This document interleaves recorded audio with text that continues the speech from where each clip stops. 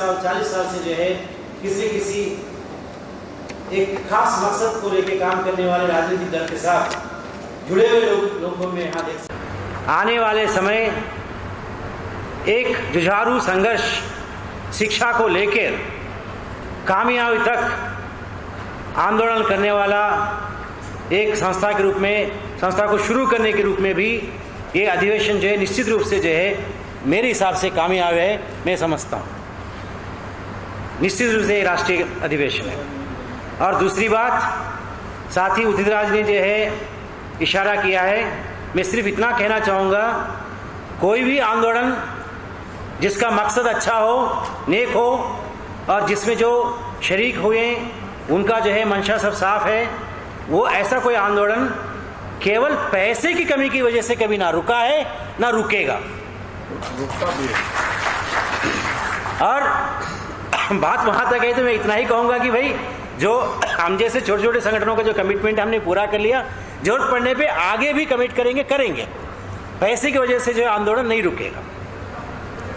और एक और बात, ये joint action front Delhi university में जो 4 साल का जो कोर्स लागू करने के लिए उस समय प्रयास शुरू हुआ था, अब तो हो चुका है, 4 साल का कोर्स लागू हो चुका है, उसके खिलाफ आंदोलन करते करते उसमें से उभरी है। भले मेरी बात सबको अच्छा भी ना लगे, मैं कह सकता हूं कि कहना चाहूंगा कि भाई शायद ये अच्छा हुआ कि उस आंदोलन में हम कामयाब नहीं हुए। अगर कामयाब हो गए होते, अगर 4 साल वापस हो गया होता, शायद इस तरह से कन्वेंशन में बैठकर हम तमाम शिक्षा की बातों को लेके जो 30 साल से 40 साल से शिक्षा के ऊपर हमला हो रही है, यानी कि ये जो समस्या है ना, 4 इयर्स हमें दिख रहा था, सेमिस्टर हमें दिख रहा था, हम लड़े, लेकिन जो दिख रहा था वही सब कुछ नहीं है। उसके पीछे जो जड़ है वो तमाम शिक्षा को लेके निजीकरण का नीतियां, और उसके पीछे मैं यहां तक भी कह सकता हूं जो अमेरिका जैसे जो बहुत ही पहुंचे हुए पूंजीवादी देशों का हित भी कहीं ना कहीं इन तमाम शिक्षा की पॉलिसीज के साथ जुड़ा हुआ है। इतना गहरा समस्या है। अगर हम शायद वो 4 इयर्स को जो वापस कर लिए होते हैं, शायद यहाँ बैठ के इतना बड़ा विषय को लेकर हम चर्चा शायद हो सकता है हमसे घर में बैठ कामयाब हो गया। कभी कभी एक आंदोलन विफल होने का जो है मतलब ये होता है, एक बहुत बड़ा आंदोलन का शुरुआत का एक विजन के साथ एक बहुत बड़ा आंदोलन का शुरुआत करने का अवसर मिलता है। मुझे पूरा विश्वास है हमें ऐसा कुछ अवसर मिला है, और निश्चित रूप से जो है इस आंदोलन को हम आगे बढ़ाने में कामयाब रहेंगे। एक और बात, बहुत ज़्यादा समझाने वाली ऐसा कोई क्षमता भी मेरे अंदर नहीं है। सिर्फ इतना कहना चाहूँगा, निजीकरण के साथ तो सब जुड़ा हुआ है, सारे प्रॉब्लम्स, सारे समस्याएं। भाई निजीकरण शिक्षा में मतलब इतना ही है ना, शिक्षा में दुकानदारी फैलाना, बहुत ही सरल शब्दों में कहना है, दुकानें खोलो। 30 साल पहले, 35 साल पहले धीमे धीमे शुरू हुआ। आज की तारीख में ये हालत है, लगभग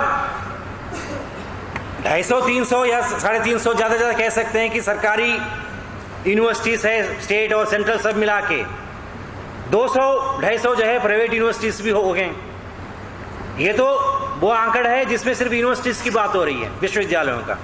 अगर आप मेडिकल कॉलेज, इंजीनियरिंग कॉलेज इनको लेंगे, उसमें प्राइवेट मेडिकल कॉलेजेस और इंजीनियरिंग कॉलेज ढेर खुल गए, दुकानें बहुत खुल गए। यहाँ तक भी मैं खुद जो है अपनी कॉलेज में इस साल एडमिशन का प्रक्रिया में जुड़ने का मुझे अवसर मिला। मैंने खुद देखा है,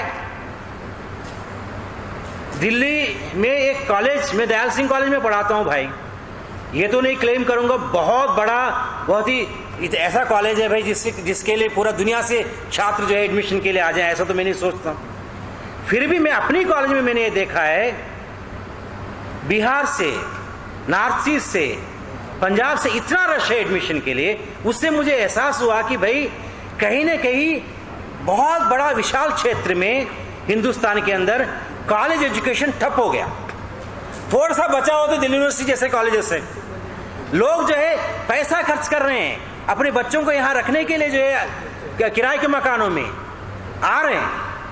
तो समस्या बहुत बड़ा है। तो मुझे लगता है अगर हमारा आंदोलन जो है केवल हमें दिल्ली में हम स्थित है, निश्चित रूप से अगर हम करें इसको जो है आने वाले समय में जो है तमाम पॉलिटिकल पार्टीज़ का एजेंडा पे शिक्षा एक अहम विषय हो, क्योंकि चुनाव भी नज़दीक है।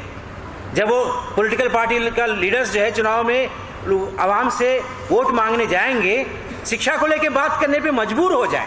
इस तरह से हम लोगों का आंदोलन होना चाहिए। मुझे पूरा विश्वास है इसके बाद लंच के बाद जो वही इंटरेक्टिव सेशन, उसके बाद जो हमारा जो डिक्लेरेशन, आगे के जो एक्शन प्रोग्राम होगा वो इतना महत्वपूर्ण होगा, निश्चित रूप से वो जो है तमाम पॉलिटिकल पार्टीज़ के ऊपर जो है ऐसा प्रभाव डालेगा। मुझे ऐसा विश्वास है जिससे कि जो है शिक्षा को वो जो है अहमियत दें और शिक्षा की नीति को लेकर जो है बात करें और उस पर जो है कुछ परिवर्तन का जो है हम आशा करने की स्थिति में पहुंच सकें। इन्हीं शब्दों के साथ जो है मैं अपनी बात खत्म कर रहा हूँ।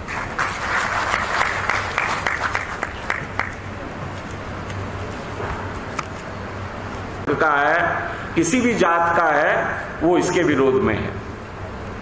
दिल्ली विश्वविद्यालय के लगभग 12,000 शिक्षकों में मैं निश्चित तौर पे कह सकता हूं कि 10-11,000 शिक्षक भी जो है इसके विरोध में हैं।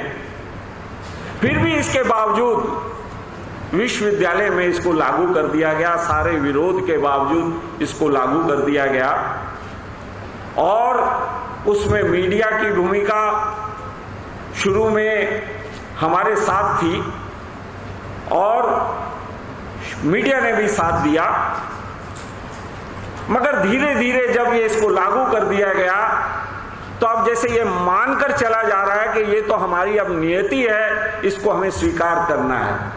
साथियों, इस बात को बड़े खुले तौर पर मैं ये कहना चाहता हूं कि चाहे हम मुट्ठी भर लोग ही रह जाएं विरोध में, हम तो इसका विरोध करेंगे और करते रहेंगे, छोड़ेंगे नहीं किसी को,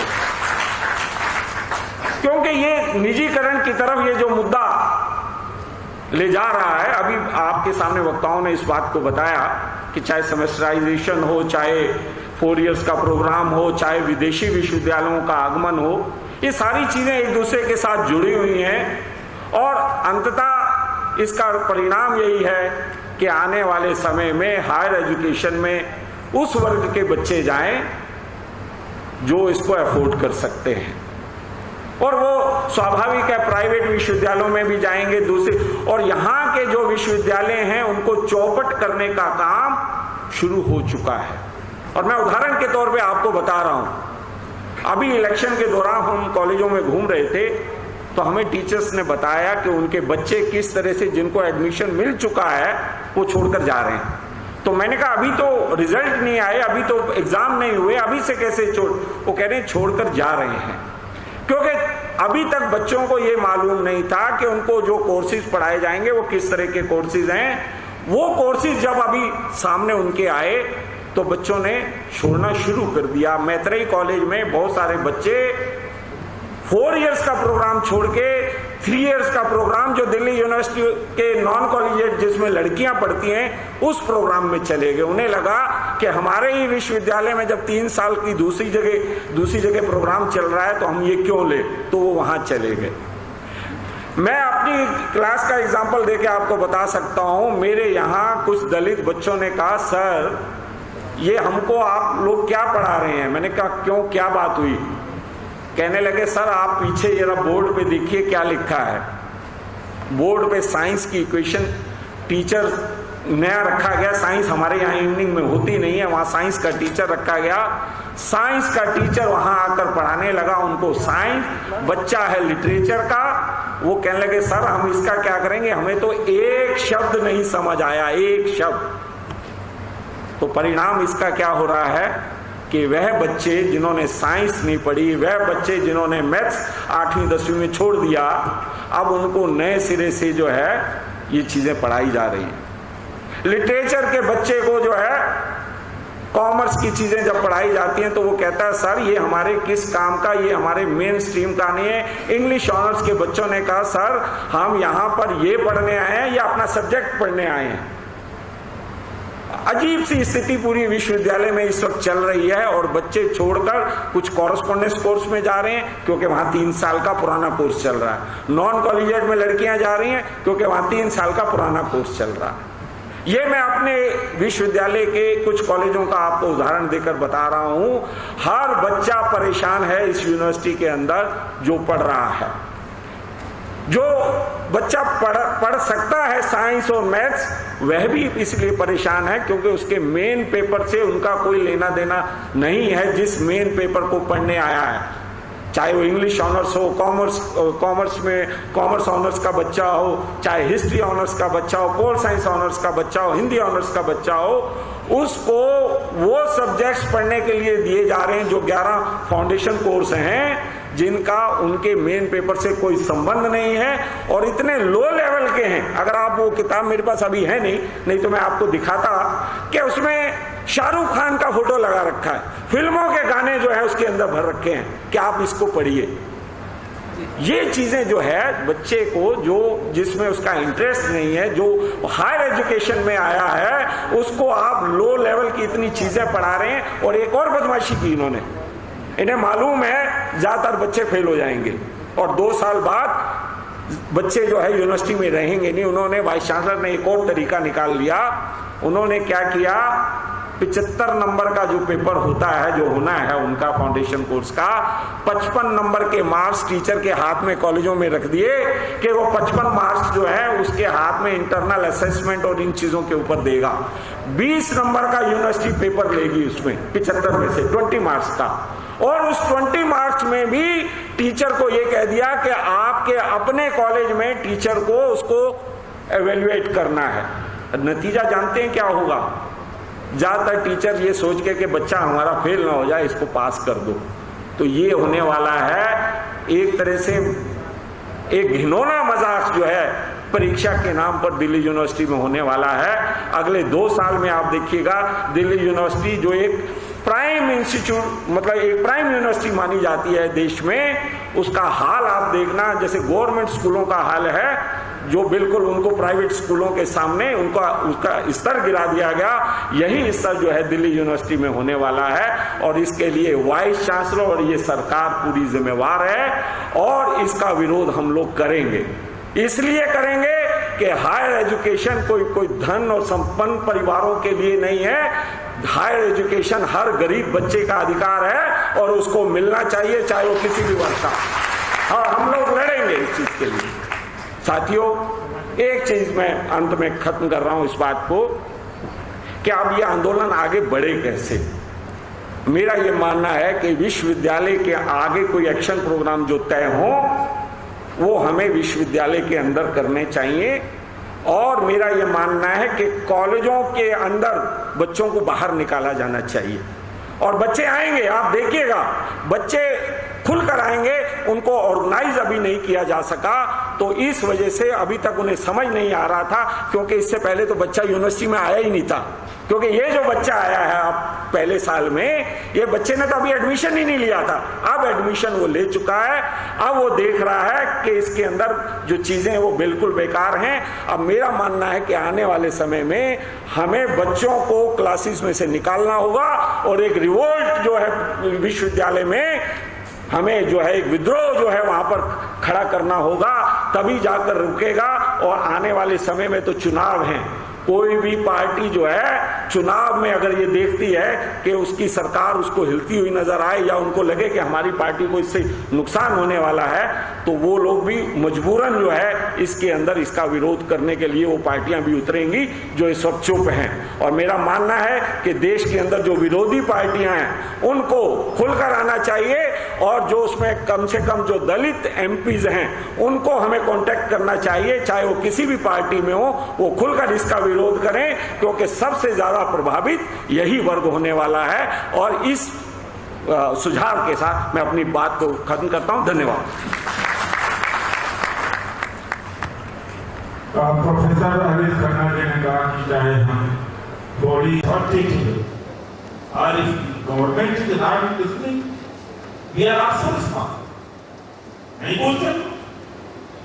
हमने तो सड़क पर ट्रेन पर चलते हुए हमने रिक्रूटमेंट कर ली, 90% पूरे देश के ऑर्गेनाइजेशन के लीडर हमने बनाया, अकेले लाखों लाख लोगों को, हजारों लीडर हमने खड़ा कर दिया।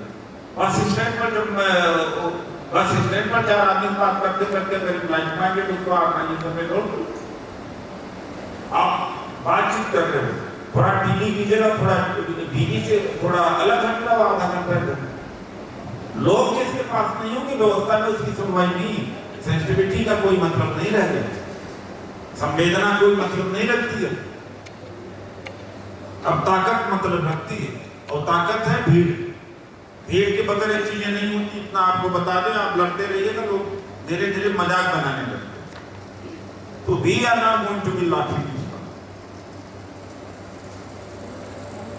साथियों, इस आंदोलन को गति देने के लिए हमारे बीच में ब्रंडो दास जी जो ओबीसी के स्थापित नेता हैं, सीपी सिंह जी और वीके कुशवाहा जी भी हैं।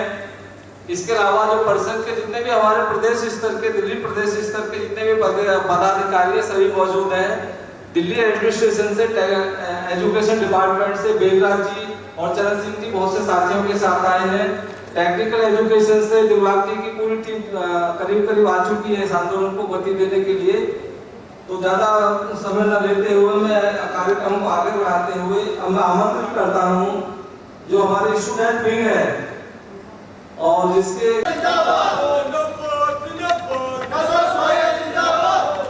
जेबीएम साथियों, उदित राज जी के अध्यक्षता में शिक्षा नीति के ऊपर जो सेमिनार आयोजित किया है, उसमें सभी ने उठाई है बात हायर एजुकेशन की।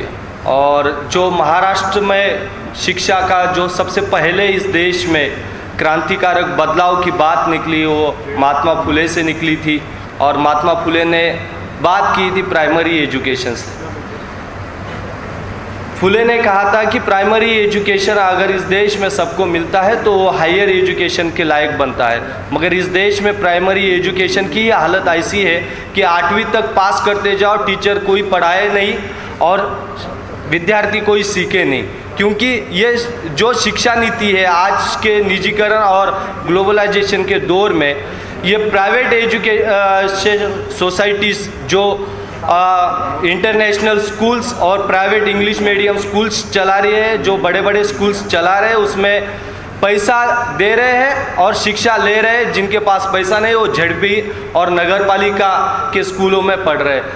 यही दौर चल रहा है। आगे चल के यही स्टूडेंट्स इन इंटरनेशनल स्कूलों में, जो इन कॉन्वेंट्स के स्कूलों में जो पढ़ने वाले हैं, उनके साथ कंपटीशन नहीं कर सकते और वो अपनी तरक्की रुकवा सकते। इस देश में दलित और आदिवासियों के लिए जो भी शिक्षा है वो उनके क्लास बदलने का एकमेव माध्यम है, वर्ग बदलने का माध्यम है। उनकी जात तो नहीं बदल सकती, वो अच्छा शिक्षा भी ले सके, मगर वो क्लास बदलने का एकमेव माध्यम मानते हैं। और वही माध्यम आज खत्म हो रहा है दलित आदिवासियों का। और हायर एजुकेशन में भी यही स्थिति आ रही है। आज जिस तरह दिल्ली यूनिवर्सिटी में 4 ईयर डिग्री प्रोग्राम लाया है, उसी तरह स्टेट यूनिवर्सिटी में भी अलग अलग प्रोग्राम्स रखे जा रहे हैं, जिससे शिक्षा का जो भी महत्व है वो कम होता जा रहा है, उसका जो भी दर्जा है वो कम होते जा रहा है। जिस तरह महाराष्ट्र में 3 यूनिवर्सिटी में MKCLs जैसे एग्ज़ाम्स के मेथड्स यूज़ किए जा रहे हैं, उससे जो ज्ञान की बंदी लाई जा रही है, जो सोच की बंदी लाई जा रही है, उसके खिलाफ भी एक आवाज़ होनी चाहिए। और वो आवाज़ महाराष्ट्र में national SC ST OBC student and youth front उठा रहा है। महाराष्ट्र में नोसे साहेब ने एक बहुत बड़ा आंदोलन किया था कि MKCLs जो एक क्वालिटी तय करने वाला एक सॉफ्टवेयर्स कंपनी है, उसके पास अलग अलग यूनिवर्सिटियों में मार्क मेमो बनाने का काम दिया था।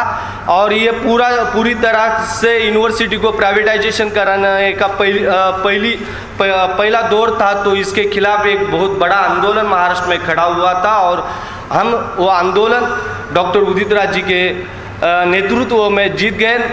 महाराष्ट्र के औरंगाबाद और नांदेड़ यूनिवर्सिटी में जो MKCL चालू था उसको हम बाहर निकालने में कामयाब हो गए।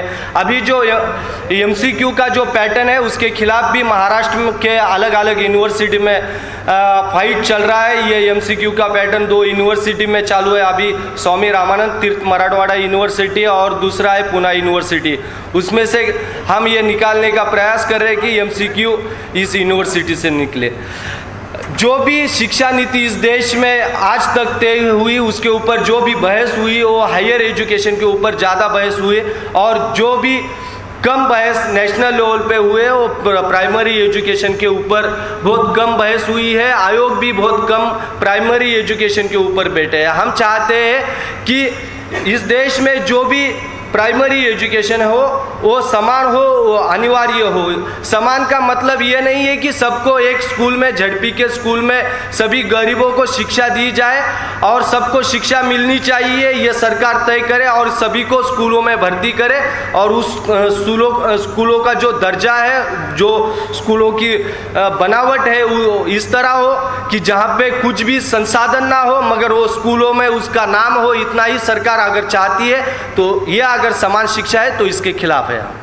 हम चाहते हैं कि कॉन्वेंट में भी हमारा बच्चा रहे और कॉन्वेंट और झड़पी में भी अमीरों का बच्चा पढ़े। एक ही स्कूल में गरीब और अमीरों का भी बच्चा पढ़े, एक ही स्कूल में दलित और उच्च वर्णीयों का बच्चा पढ़े, और जितने भी प्राइवेट स्कूल है उसका नेशनलाइजेशन किया जाए। डॉक्टर बाबा साहब अम्बेडकर ने एजुकेशन के ऊपर जो भी कहा था कि इस देश में एजुकेशन पॉलिसी जो प्राइमरी एजुकेशन है वो सेंट्रल गवर्नमेंट के अधीन होना चाहिए, वो राज्य सरकार के अधीन होना चाहिए। तब के स्टेट गवर्नमेंट ने हमारे जो महाराष्ट्र का स्टेट गवर्नमेंट और इस देश ने ये सुना नहीं है। उन्होंने जो स्थानिक स्वराज्य संस्था है उनके पास ही प्राइमरी एजुकेशन रखा है। हम चाहते हैं कि जो प्राइमरी एजुकेशन है उसकी जिम्मेदारी सेंट्रल गवर्नमेंट उठाए। उसका जो भी उस एजुकेशन के लिए संसाधन चाहिए वो सेंट्रल गवर्नमेंट प्रोवाइड करे, और जो भी शिक्षा नीति प्राइमरी एजुकेशन के ऊपर होगी वो सेंट्रल गवर्नमेंट तय करे। हम ये चाहते हैं जो आज की नहीं है। आज कुछ एक डिस्ट्रिक्ट में नवोदय विद्यालय बना के सेंट्रल गवर्नमेंट की जिम्मेदारी खत्म नहीं होती है।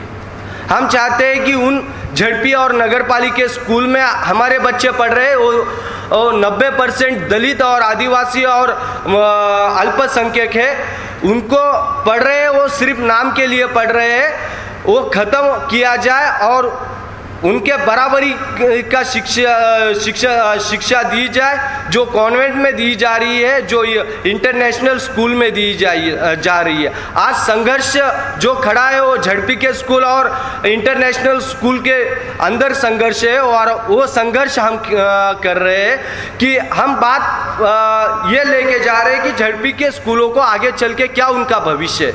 ये देश की सरकार कहे कि उनका भविष्य किसमें है कि वो कंपटीशन आगे कर सकते हैं इंटरनेशनल स्कूलों में पढ़ने वाले छात्रों के साथ। महाराष्ट्र में प्राइवेट यूनिवर्सिटी बनाने के लिए स्टेट गवर्नमेंट ने अनुमति दी है, और अभी अंबानी मुंबई में एक बड़ा प्राइवेट यूनिवर्सिटी बना रहा है, मगर उस प्राइवेट यूनिवर्सिटी का जो भी फीस होगा उस फीस में वो कह रहा है कि 20 लाख अगर मैं फीस लूँगा इंजीनियरिंग और MBA का तो मैं गारंटी भी दूंगा कि मेरे कंपनी में उसको जॉब लगेगी।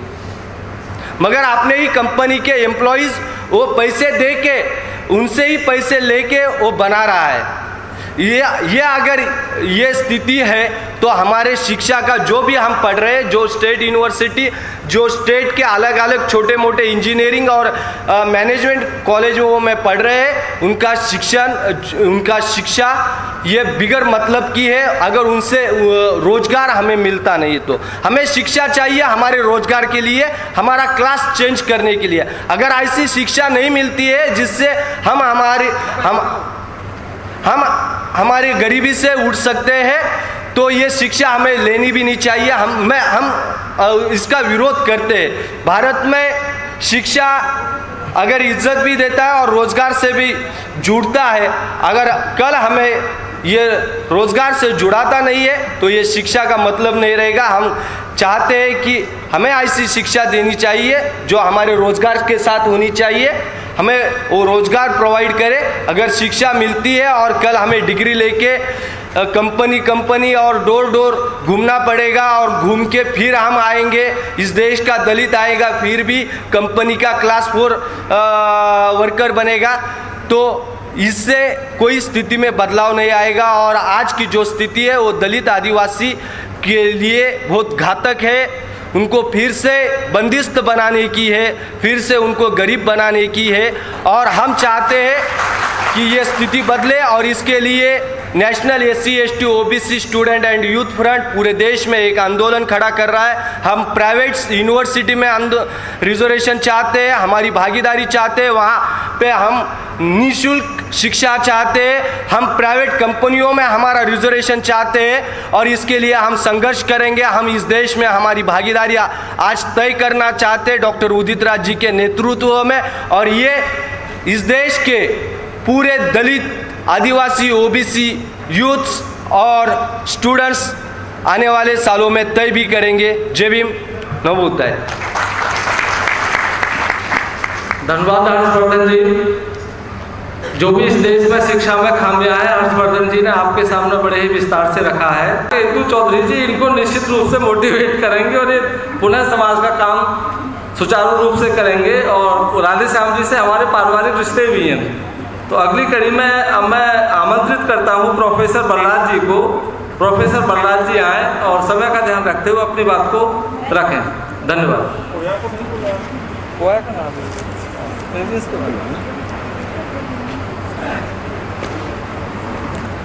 देखिए दोस्तों, बहुत कुछ बताया जा चुका है, अब मेरे पास कहने के लिए बहुत कुछ नहीं है। इस 4 ईयर के खिलाफ जो लड़ाई पिछले 6 महीने से चल रही है, उसमें पूरा लेफ्ट ग्रुप और उदित राज जी ने जिस ढंग से काम किया है वो तारीफ के काबिल है बहुत ज़्यादा।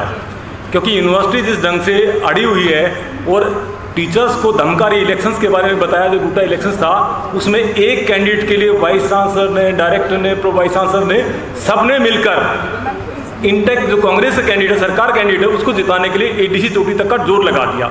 एडॉक टीचर्स को बुला बुला के धमकाया गया, डराया गया और उनको हर तरह से प्रताड़ित किया गया।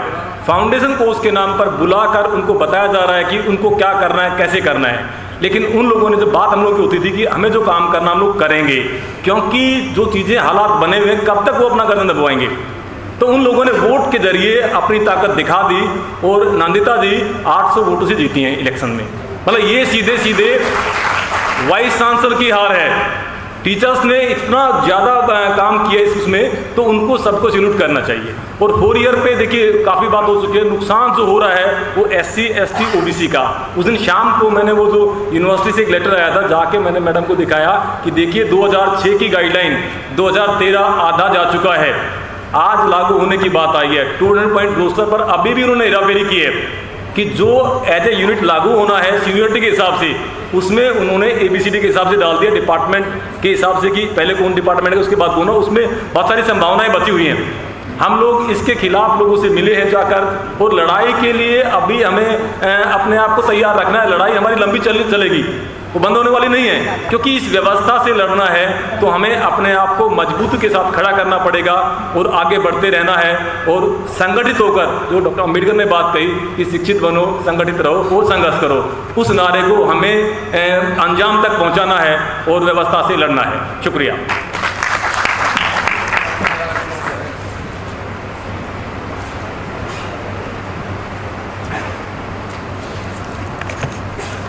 साथियों, आपने डॉक्टर बलराज जी को सुना। अब मैं आमंत्रित करता हूं प्रोफेसर SK सागर साहब को। सागर साहब आए और अपनी बात को रखें। साथियों, हाँ, एक चीज़ भी मैं अपील करना चाहूँगा कि सागर साहब के वक्तव्य के बाद हम लोग सीधा लंच पे जाएंगे। लंच का आधा घंटे में ख़त्म करने के बाद पुनः दूसरा सेशन शुरू होगा। जो वक्ता छूट रहे हैं निश्चित रूप से उन सबको समय दिया जाएगा और कोई भी लंच करके सीधा नहीं भागेगा।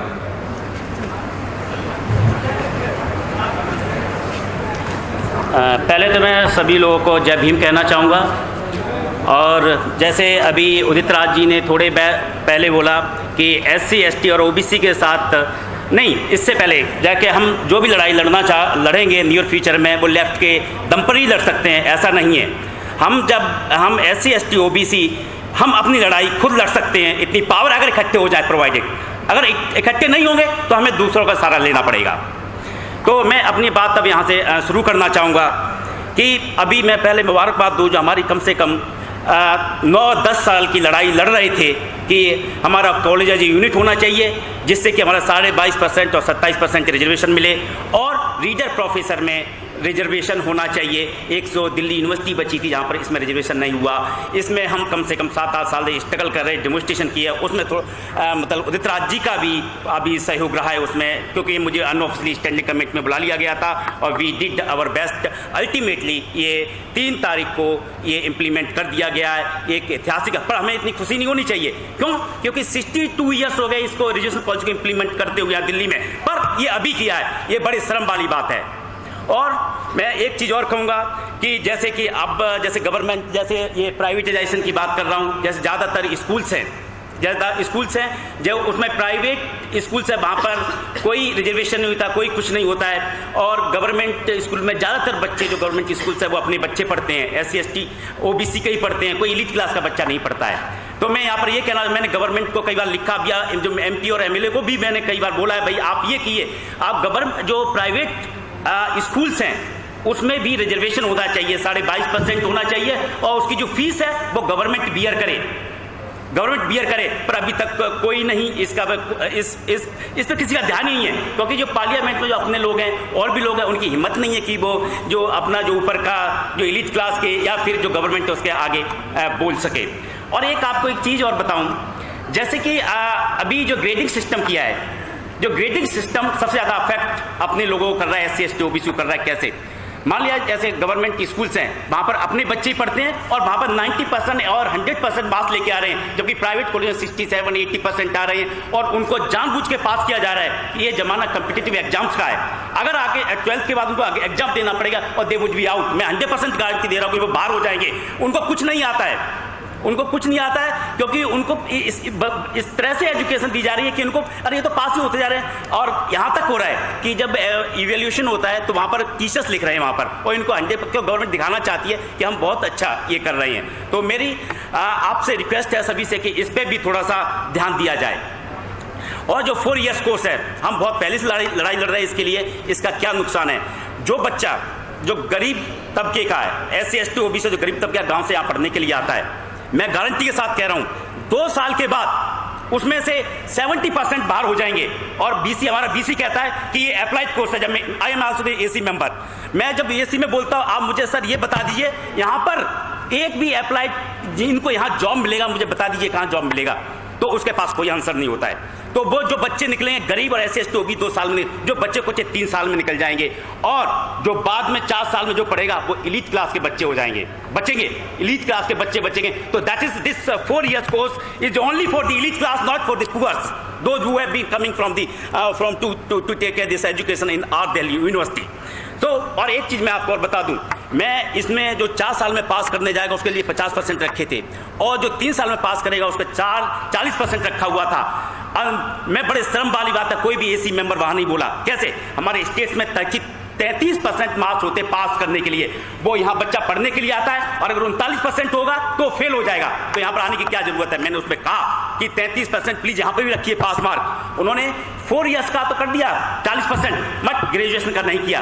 कभी भी कम्पिटिटिव एग्जाम में जाओगे, हमारे जो 33% वाला भी एलिजिबल है for a competitive exam for a job. अगर यहाँ पर 39% आएंगे तो यहाँ फेल हो जाएगा, उसे जॉब कहाँ मिलेगा? और अनफॉर्चुनेटली AC मीटिंग में भी इसके खिलाफ कोई नहीं बोला, और रेजोल्यूशन BC ने ला दिया और वो टर्न डाउन करवा दिया कि नहीं 40% ही रहेगा। कितनी शर्म वाली बात है। और अभी एक जैसे एंट्री लेवल पर जैसे अभी रिक्रूटमेंट होने वाली है, तो वहाँ पर ज़्यादातर जो वैकेंसी है वो ज़्यादातर SC ST OBC की है। एंट्री लेवल पे भी उन्होंने पॉइंट सिस्टम रख दिया है, उसमें भी SC ST OBC पे बहुत ज़्यादा फर्क पड़ने वाला है।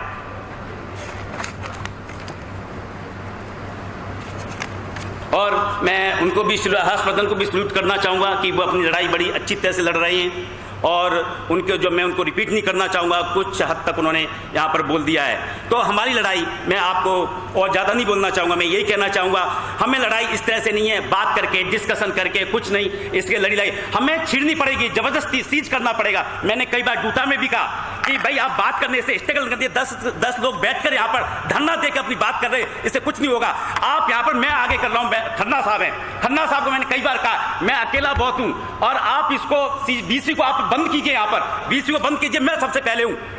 और यहाँ तक बीसी ने शायद अभी एसी मेंबर कोई अगर दिल्ली यूनिवर्सिटी का है तो मुझे बीसी ने 3 बार थ्रेट कर चुका, तुम्हें सस्पेंड कर दिया जाएगा।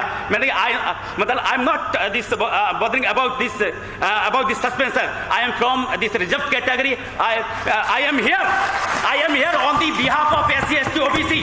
अगर आप में दम है तो मुझे सस्पेंड करके देखिए। तो वो बैक फुट पे आ गया, उसकी हिम्मत नहीं है। पिछली जो मीटिंग हुई है मैं उसमें 2-2.5 घंटे बोला और बड़े शर्म वाली बात है, वहां पर एसी मेंबर कोई नहीं जो अपने SC ST OBC के वहां पर एसी मेंबर है, all they are with authority. तो मैं आपको कहता हूं अब क्योंकि देखो जो पॉलिटिक्स है, हमारे जो पॉलिटिकल लीडर्स हैं, हमारे जो भी कुछ रूल्स रेगुलेशन पास होते हैं वहाँ पॉलिटिक्स से ही सब वहीं से बनते हैं। अब जो भी आपको इलेक्शन में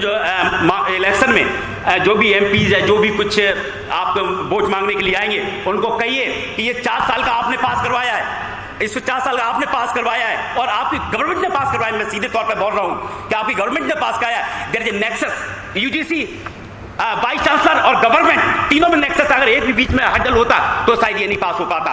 तो उनको आपको डायरेक्टली बोलना पड़ेगा कि भाई मैं आपको क्यों वोट दूं। इससे ज्यादा SC ST OBC ज्यादा ये लोग, इनकी लगभग 80% पॉपुलेशन, इसकी वजह से आप हो और उनको यहाँ बाहर कर रहे हो, इनको ही बाहर कर रहे हैं। तो उनको आपको सबक दिखाना पड़ेगा, आपको सिखाना पड़ेगा, नहीं तो अदरवाइज मैं आपको सपोर्ट नहीं करूंगा।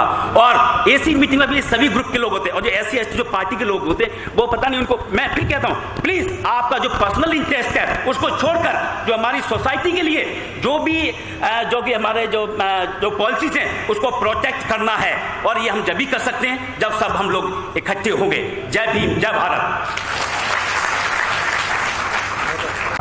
डिक्लेरेशन होगा, दस्तावेज होगा। पहले तो 1-2 घंटे सारे लोगों के बातें कमेंट सुने जाएंगे, फिर एक दस्तावेज होगा और वो दस्तावेज या डॉक्यूमेंट जो आज यहाँ से भरके जाएगा, that will be future vision. तो कि एजुकेशन के क्षेत्र में गांव से लेकर तहसील और जिले और देश के स्तर पर या जो मेन फोकस पॉइंट्स क्या है एजेंडा है। मल्टीपल एजेंडा लेने से कुछ तो होता नहीं, कंफ्यूजन होता है। जो 2-4 बातें हैं प्रमुख रूप से वो किस तरह से करने की जाए गाँव पर। कुछ लोग होता है 30 सूत्री कार्यक्रम 25 सूत्री कार्यक्रम पर लेके चलते हैं और मांग उनकी एक नहीं। जो फोकस बातें यहाँ पर है, प्राइमरी एजुकेशन है, प्राइमरी एजुकेशन में क्या करना है, एजुकेशन क्या करना है, ग्लोबलाइजेशन, प्राइवेटाइजेशन, अरे ये ब्रॉड हमारे सब एजेंडा है। इसी एजेंडा पर पूरे देश के लोगों को इकट्ठा करना है। तो और आप घर से चले ही, घर से तो चल के आई ही, और संभवतः आप दिमाग भी यहाँ पर होगा आपका, मतलब सर्विस के साथ में है ही, तो इसका पूरा लाभ लीजिए दिमाग के साथ, मस्तिष्क के साथ, सोच के साथ, और इसको आगे बढ़ाया जाना चाहिए। देखते हैं कि किस तरह से इसको आगे बढ़ाया जा सकता है, डिपेंड्स ऑन यू। और हमारे देश में बड़ा एक हीरो वर्शिप होता है, तो हीरो वर्शिप गांधी के एक और गांधी पैदा होना चाहिए। कितने गांधी पैदा हो जाए, अम्बेडकर भी कितने पैदा हो जाए, चाहे कितने कार्ल मार्क्स पैदा हो जाए, जब तक आम लोग नहीं पार्टिसिपेट करेंगे, अपने जीवन को बदलने की कोशिश नहीं करेंगे, तो समाज बदलता नहीं है। अब यहाँ पर सारे लोग जितने मंच पर हैं और लोग सामने, each of you have to be responsible, contribute significantly, तब जाके बदला जाएगा, नहीं बदलेगा।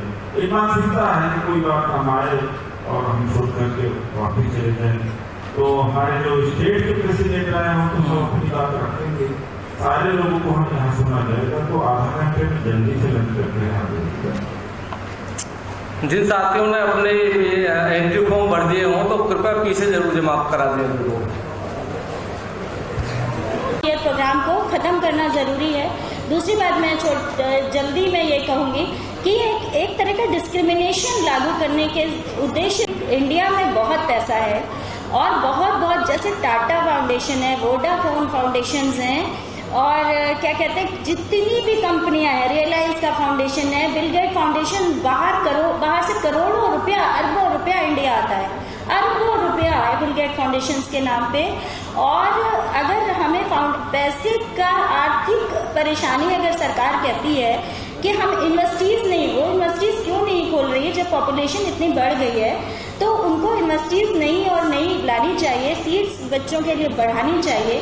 टीचर्स को इतना इन्होंने रेगुलर नहीं किया, जितना मैंने स्टडी किया है इस बारे में, 7 या 8 साल से टीचर्स को रेगुलर नहीं किया दिल्ली यूनिवर्सिटी में। और एक जगह पे इन्होंने और भी गवर्नमेंट ने, अभी मैं नेक्स्ट स्टेप पे आऊँगी, उसके बाद बस अपनी बात खत्म करूँगी। टीचर्स को रेगुलर नहीं किया है, टीचर्स के ऊपर एकदम सर पे जैसे तलवार लटकती रहती है, वो एजुकेशन में कैसे पार्टिसिपेट करेंगे, कैसे वो मैनेजमेंट के अगेंस्ट बात करेंगे। और चौथी बात ये कि बेरोजगार के स्तर पे, मैं ये बात रोजगारी के स्तर पे एक बात कहना चाहती हूँ कि एक तरफ तो 65 साल तक की उम्र बढ़ाई जा रही है, दूसरी तरफ ठेके पे टीचर आ रहे हैं। जो यंग टीचर है, जो पढ़ा लिखा है, उसको ठेके पे लिया जा रहा है, उसको सफिशिएंट पैसा ही नहीं मिलता, उसकी तनख्वाह ही इतनी कम है और उसके 1 साल के अंदर दोबारा वही प्रोसेस शुरू होता है, फिर से टीचिंग आपको उस तरह से करी जाती है। क्या ठेके पे कोई अध्यापन किया कराया जा सकता है? मुझे तो नहीं लग रहा है कि ऐसा। और यही चीज़ इन्होंने क्लैरिकल लेवल पे की है। 10,000 सैलरी, एक बंदा 35,000 सैलरी ले रहा है जो रेगुलर है, उसी के साथ दूसरे सीट पे बैठ के 10,000 रुपया सैलरी ले रहा है। आप SC ST OBC को इतना रिजर्वेशन दे तो रहे हैं, आप संख्या तो दिखा रहे हैं, आपने इतना रिजर्वेशन दे दिया, आपने अपॉइंटमेंट ही बंद कर दी। ये किस तरह का माहौल है कि आप प्राइवेट पे जाइए।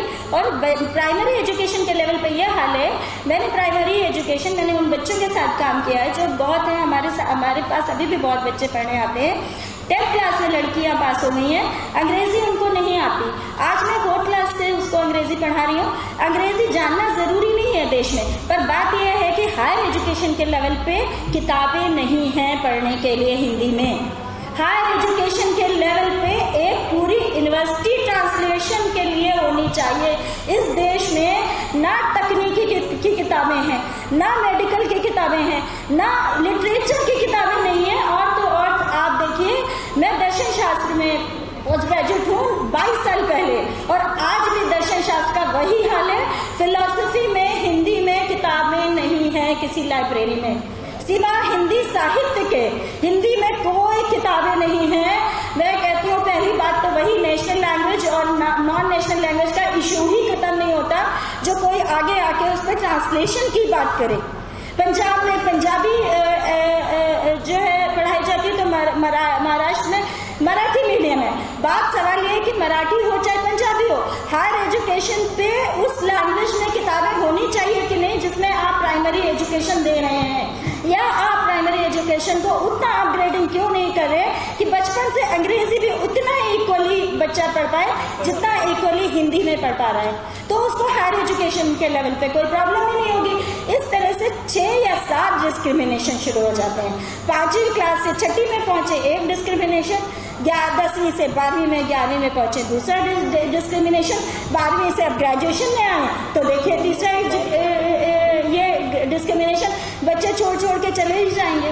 कैसे टीचर्स जो टीचर्स पढ़ाते हैं वो ट्रांसलेट थोड़ी करेंगे बैठ के, वो आएंगे लेक्चर देंगे, बच्चों को किताबें कही जाती हैं। लाइब्रेरीज के हाल के देखिए, दिल्ली पब्लिक लाइब्रेरी का हाल देखिए जाकर। मैंने काम किया है, मैंने एक जगह से देखा है, मैंने हालात देखे हैं। बाहर कैंपस के बाहर के हालात बहुत खराब है। बात एजुकेशन तक पहुंचे कैसे, बात यह कि कैंपस तक इंसान पहुंचे कैसे। सवाल ये है, कैंपस तक जब कोई पहुंचेगा ही नहीं तो आगे वो क्या सोसाइटी कैसे कंस्ट्रक्ट करेगा। और जो गरीब बच्चे हैं उनको पहले था कि 12th वो पास करते थे, क्लैरिकल जॉब भरते थे, कम से कम उनको प्लेटफॉर्म तो मिल जाता था, उनकी रोज की रोजी रोटी तो चल जाती थी। अब ये है कि उस पर ठेका कर दिया गया है, ठेके पे आपको अपॉइंटमेंट होगा। काहे का रिजर्वेशन, किस बात का रिजर्वेशन, ठेके पर अपॉइंटमेंट हो रहा है, 10,000 सैलरी मिल रही है। आप बताइए इतनी महंगाई के जमाने में 10,000 में दिल्ली जैसे शहर में कौन कहाँ रहेगा और क्या खाएगा। बस इसी इन सब सवालों को उठाना है। और पैसे की कमी नहीं, मैं गारंटी देती हूँ, मैं पैसे की जगहें बताऊंगी। अगर कोई इंसान मुझसे कांटेक्ट करता है, जो लोग सोशल वर्कर हैं, मैं जगहें बताऊंगी कि पैसे कहाँ हैं। करोड़ों रुपया, अरबों रुपया इस देश में है और हमारा यूथ उन्हें कमा के दे रहा है उन बड़ी बड़ी मल्टीनेशनल कंपनियों में जिन्होंने अपने फाउंडेशंस बनाए हैं। बस इसी के साथ मैं अपनी बात खत्म करती हूँ। इन सारे इश्यूज पे बहुत ज़्यादा सोचने की ज़रूरत है और एक जो गीता जी हैं जैसे और लोग हैं जो एजुटेशन कर रहे हैं, इसमें एक बार पेरेंट्स को भी ज़रूर जोड़ें तो ये जो है ज़रूर वर्कआउट होगा। इतना मैं कहना चाहती हूँ। उसके साथ ही आपको बात थैंक यू अलका मैडम जी। साथियों, जो आज एजुकेशन पॉलिसी पर ये जो सेमिनार रखा है, सम्मेलन रखा है, इन सभी मुद्दों को हम 25 नवंबर की विशाल महारैली में उठाएंगे और उस रैली को सफल बनाने के लिए केवल भाषणबाजी से रैली को सफल होगी नहीं, तो जितने भी वक्ता यहाँ पर आएंगे निश्चित रूप से अपनी बात को बहुत ज्यादा शॉर्ट में रखेंगे और उसके साथ साथ कमिटमेंट जरूर पेश करेंगे अपना वो, क्यों रोज हम सारे ही एक्टिविस्ट हैं जितने भी बैठे हुए हैं मेरे सामने, ये यदि सब कुछ सभी बोलने लगे तो फिर तो ये बोलने में हम लोग चले जाएंगे, किसी निष्कर्ष नहीं पहुंच पाएंगे। जब तक इसके लिए कोई मास एजुकेशन नहीं होगा तब तक कोई पॉलिसी बनती नहीं है कि भाषण से कुछ नहीं होता। सभी को पता है सब समस्याओं का, कोई ऐसा व्यक्ति नहीं है जो इस देश की हालात को नहीं जानता हो, अपनी समस्याओं को नहीं जानता हो, तो वो ये ज्यादा कोशिश ना करें उनको ज्यादा डिस्क्लोज करने की और ये मुद्दे की बात करें। तो मेरे बीच में है हरियाणा प्रदेश के जो हमारे अध्यक्ष हैं महासिंह भुरानिया जी, अपने साथियों के साथ आए हैं, तो मैं उनसे भी आग्रह करूंगा कि 2 मिनट में अपनी बात रखेंगे। महासिंह भुरानिया जी।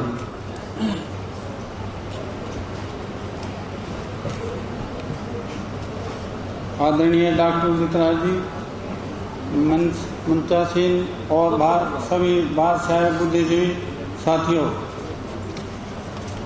मुझे केवल 2 मिनट मिले हैं और मैं ब्रीफ में बोलना चाहता हूँ। मैं परिसंघ में पिछले 1997 से कार्य कर रहा हूँ और हमारे अध्यक्ष डॉक्टर उदित राज आइंस्टाइन से कम नहीं है। ये समाज की नब्ज को जानते हैं, कोई न कोई मुद्दा तैयार रखते हैं, जैसे आरक्षण और कानून बनाना, बहुत प्राइवेट सेक्टर में रिजर्वेशन के बारे में। इसी प्रकार जो है एजुकेशन का मामला इन्होंने टेकअप किया है, ये भी इनकी अपने दिमाग की खोज है, इन्होंने समाज की नब्ज को पकड़ा है। रही बात, मैं अपनी बताता हूँ कि मैं प्रैक्टिकल आदमी और भाषणबाजी में विश्वास नहीं करता।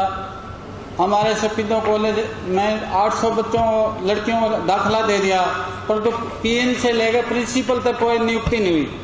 मैंने पहले धरना दिया, उसके बाद PIL डाली, 18 करोड़ कॉलेज के निर्माण के लिए आए और लेक्चरर सभी लेक्चरर आए, फाइनेंस डिपार्टमेंट से मंजूरी मिली और उनको तनख्वाह मिली। इसके अलावा हॉस्पिटल वहाँ एक डॉक्टर था, मंजूर शुदा 9 पोस्टें थी SMO की, एक SMO की 9 मेडिकल अफसर की, और केवल वहाँ एक था। सरकारी अस्पताल में कौन जाता है? गरीब आदमी जाता है। मैंने उसके बारे में PIL डाली, उसके बाद डॉक्टर आए। तो इसलिए रही बात स्कूलों की शिक्षा के बारे में, दिल्ली का जिक्र चल रहा है। दिल्ली, हम तो हरियाणा के रहने वाले, मैं हरियाणा की बात बताता हूँ। हरियाणा के स्कूलों में, कई स्कूलों में तो साइंस सब्जेक्ट ही नहीं, क्योंकि साइंस का युग है, साइंस सब्जेक्ट ही नहीं है, कॉमर्स सब्जेक्ट ही नहीं है, इसके अध्यापक नहीं है।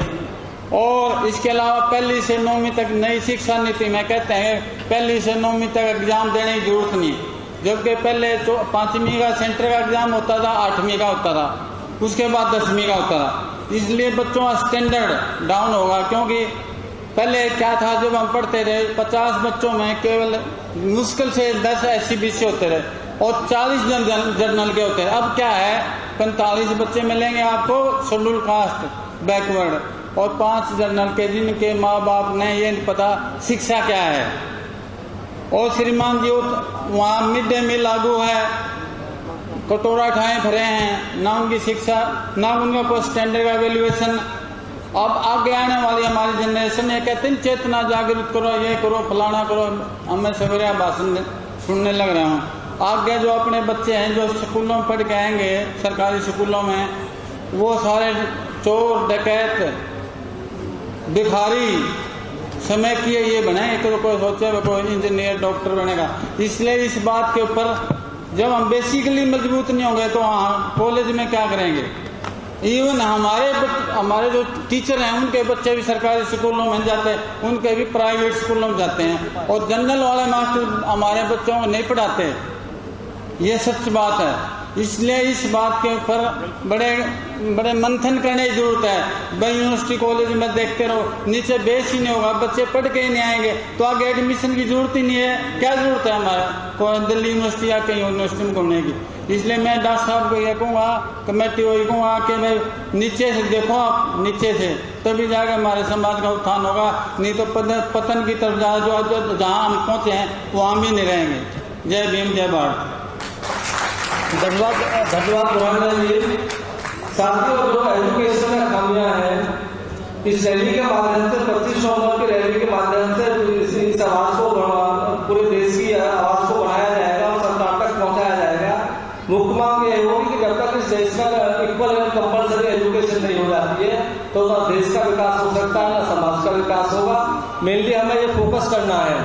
तो हमारे बीच में दिल्ली प्रदेश के अध्यक्ष डॉक्टर प्रकाश जी हैं, मैं उनको भी आमंत्रित करता हूँ। दिल्ली से ललित कुमार जी हैं हमारे बीच में, वो भी आए। दिलबाग जी भी हैं हमारे बीच में, वो भी मंच पर आए। साथियों, अगले वक्ता के रूप में हमारे बीच में doctor associate professor doctor Nahar Singh ji हैं। नाहर सिंह जी आए, हालांकि इनको बहुत विस्तार से सुनने की इच्छा थी, लेकिन मैं समझता हूँ कि कम से कम शब्दों में एक इतनी सार्वजनिक बात कहेंगे कि आप लोगों को समझ में आएगी। डॉक्टर नाहर सिंह जी।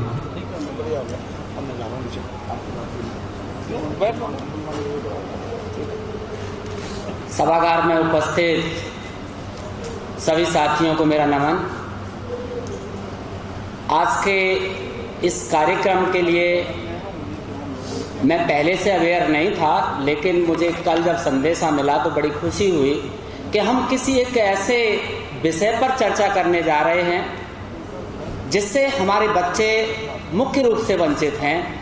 और इस कड़ी में, क्योंकि मैं पिछले 20 वर्षों से टीचर एजुकेशन की फील्ड में काम कर रहा हूं, राज्य शैक्षिक अनुसंधान एवं प्रशिक्षण परिषद जो कि नई दिल्ली में है, और हम टीचर्स ही तैयार करते हैं।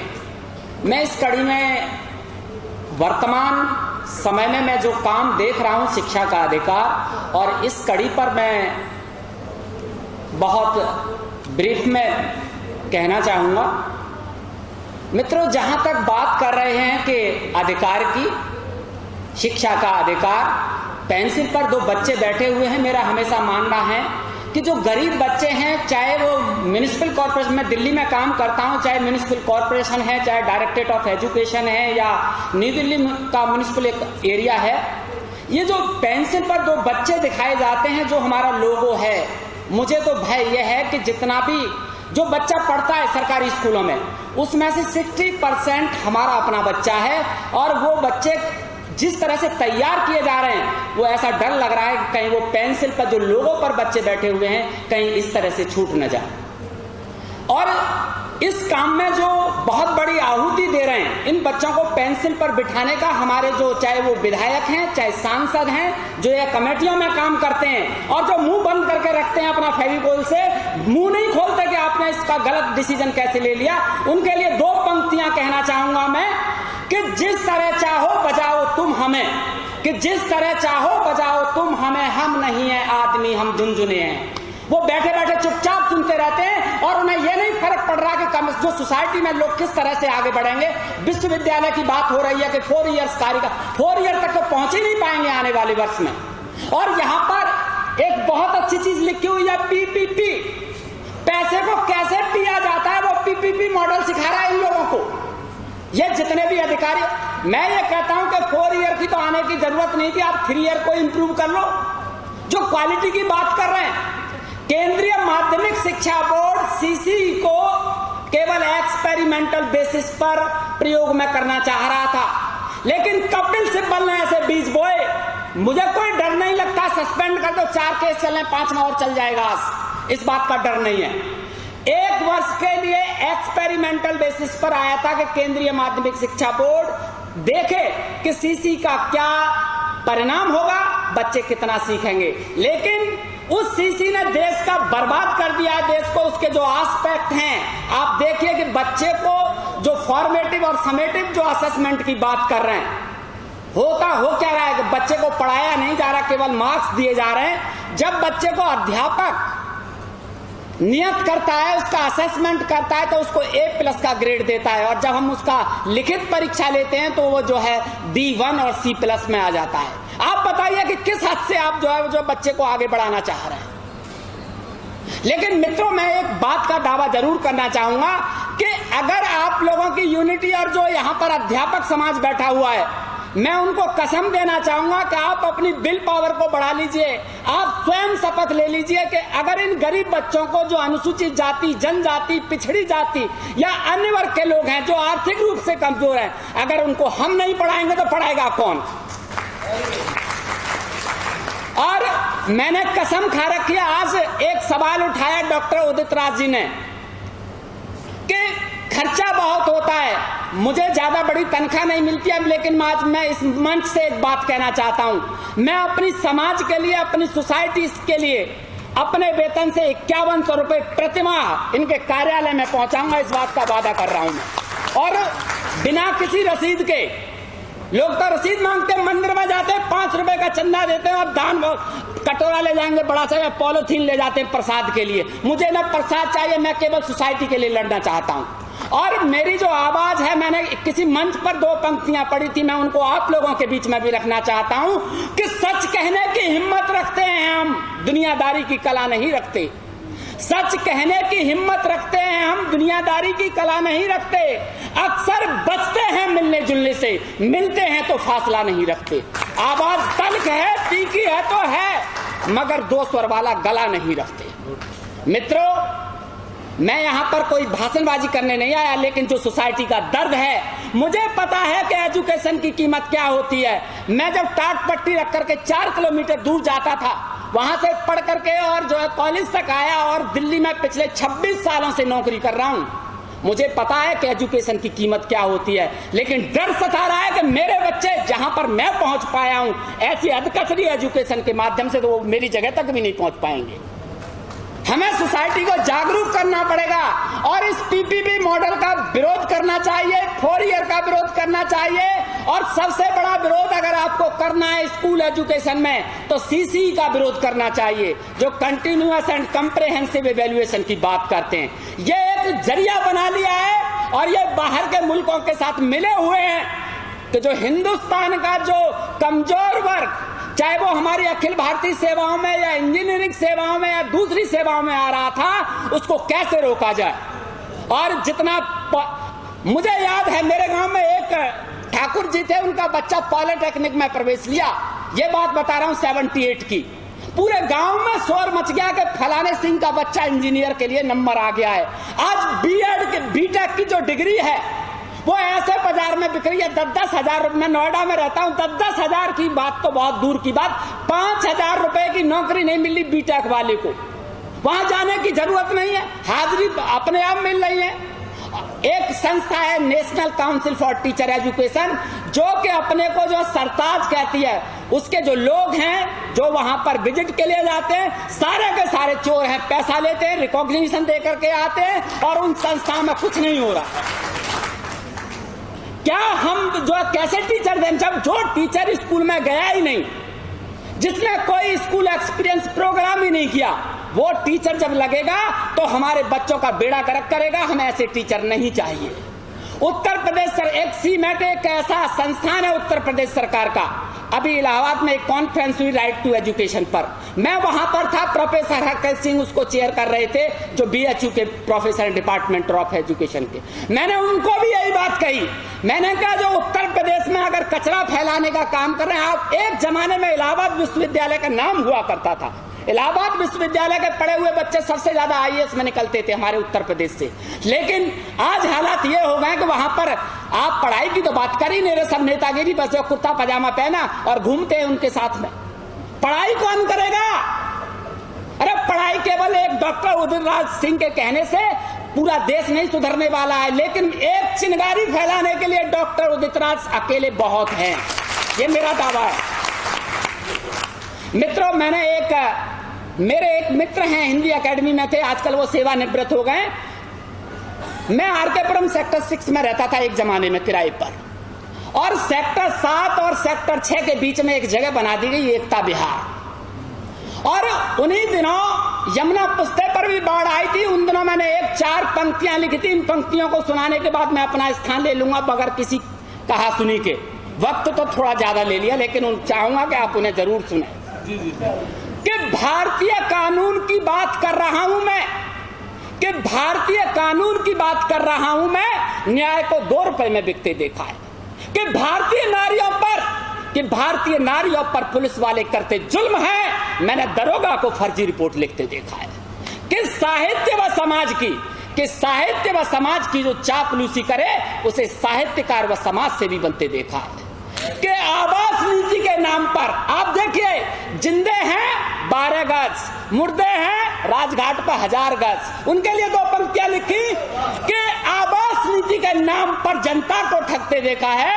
अरे जिंदों को 12 गज, मुर्दों को 1000 गज में रहते देखा है। कि बाढ़ आती है, राहत के पुल बांधे जाते हैं, गरीबों को मिलती है ब्रेड, अधिकारियों को जेबें भरते देखा है, कि इस कदर बढ़ रही है बेकारी आज भारत में, हमने तो MA B.Ed को भी ठोकरें खाते देखा है। कि स्वतंत्र कलम से लिखता है आज नाहर सिंह, हमने अंगूठा टेकों को संपादक बनते देखा है, धन्यवाद आमंत्रित करने के लिए।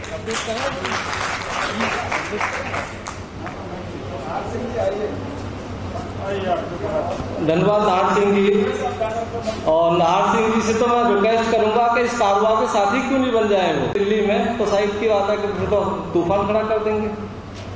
तो साथियों, कार्यक्रम को आगे बढ़ाते हुए अब मैं आमंत्रित करता हूं हमारे बीच में BSNL के बहुत ही जुझारू साथी ND राम जी, जो ये नेशनल प्रेसिडेंट भी है SC/ST एसोसिएशन के, ये आए केवल 2 मिनट में अपनी बात रखेंगे। लेकिन उससे पहले ND राम जी खड़े रहो,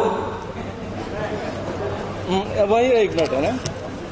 अभी जैसे इन्होंने बोला नाहर सिंह जी ने कि ये पर मंथ 5100 रुपये, निश्चित रूप से बहुत बड़ा योगदान हो सकता रहेगा इनकी तरफ से 25 नवंबर की रैली के लिए। साथियों, 25 नवंबर की रैली के लिए जो हम इस आवाज़ को बनाना चाह रहे हैं, देश की आवाज़, उसमें जो इनिशियली हमें सहयोग मिला है, अभी हरियाणा प्रदेश से 2000 रुपये आए हैं, बिहार से 5000 रुपये का सहयोग मिला है हमारे लिए। इसी तरह से ये 2 ही प्रदेशों से अभी सहयोग आया है। लेकिन जो हमारे बीच में एकेडमिशियन बैठे हुए हैं, खासकर DU वाले, JNU वाले, IT वाले हैं ना, इनके बिना सहयोग के ये आवाज़ बन नहीं सकती है। तो वो थोड़ा विचार करेंगे और बहुत जल्दी वहाँ से कोई ना कोई आवाज़ आएगी। तो ND राम जी आएँ और अपनी बात रखें।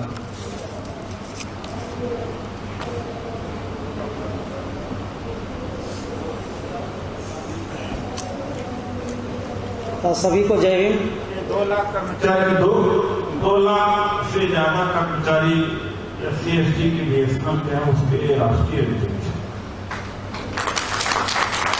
सभी को जय हिंद। साथियों, आज का जो सब्जेक्ट है मैं उस पर ही कंसंट्रेट होऊंगा, क्योंकि टाइम 2 मिनट का है। हम सभी को, जैसा कि यहाँ पे एक से एक एकेडमिशियन और एक से एक यहाँ पे प्रोफेसर, हर तरह के लोग यहाँ पे आए हुए हैं, जो कि बहुत ज़्यादा उनके पास एजुकेशन है, बहुत ज़्यादा अनुभव है और सब बातों को उन्होंने बताया है। हमें तो सिर्फ ये करना है कि जो हमारे डॉक्टर उदित राज जी जो कर रहे हैं, उनकी अगुवाई में जो ये प्रोग्राम चल रहा है, मैं पहले ये पिछले मीटिंग में भी कहा था कि हमें और कुछ नहीं करना चाहिए। जैसे कि बाबा साहब ने जो काम किया है, बाबा साहब ने जो हमें प्रेरणा दिया है, बाबा साहब ने जो लिखा हुआ है, हमें उनकी बातों का रिव्यू करने का और कुछ एनालिसिस करने का हमें सोचना नहीं चाहिए। उन्होंने जो बताया है, हमें अपने ब्रेन का जो स्विच है उसको बंद करके सीधा उसको फॉलो करना चाहिए, क्योंकि हम बीच में अपना दिमाग लगाते रहते हैं। बीच में अपना अपना दिमाग लगाते रहते हैं ज़्यादा से, इसलिए हमारा जो मोमेंट है, जो मोमेंटम जो पकड़ना चाहिए वो नहीं पकड़ पाता है, और आंतरिक अंदरूनी थोड़ी थोड़ी जो बातें हैं उसमें वो उलझ करके रह जाता है, और हम अपने मकसद पे कामयाब नहीं हो पाते हैं, अपने लक्ष्य को प्राप्त नहीं कर पाते हैं। तो साथियों, अभी जैसे हमारे सभी पूर्व वक्ताओं ने बताया, बिल्कुल ये सही बात है। अभी जो डॉक्टर साहब ये नाहर सिंह जी जो कह रहे थे कि हमें भी ये डर सताता है कि मैं आज BSNL में एक इंजीनियर हूँ, लेकिन मुझे ऐसा लगता है कि मैं भी उसी टाट पट्टी उठा के पढ़ा हूँ, मुझे ऐसा लगता है कहीं हमारे बच्चे उस ओर वहाँ पे ना पहुँच जाएं। तो साथियों, बस इसी बात की जरूरत है कि हमें सरकारी जो नीतियाँ हैं उसको पुरजोर विरोध करना है। चाहे हम जिस संस्था में काम कर रहे हो, जिस छोटे से संस्था में काम कर रहे हो, किसी भी पोस्ट पे काम कर रहे हो, सरकारी नीतियां का और वहाँ के जो एडमिनिस्ट्रेशन है उसका सीधे तरीके से मुखालफत करना है। क्योंकि आज जो एजुकेशन का जो कितने कैटेगराइजेशन हो गया है, आप देखिए उसमें किसी भी तरह का यूनिफॉर्मिटी नहीं है।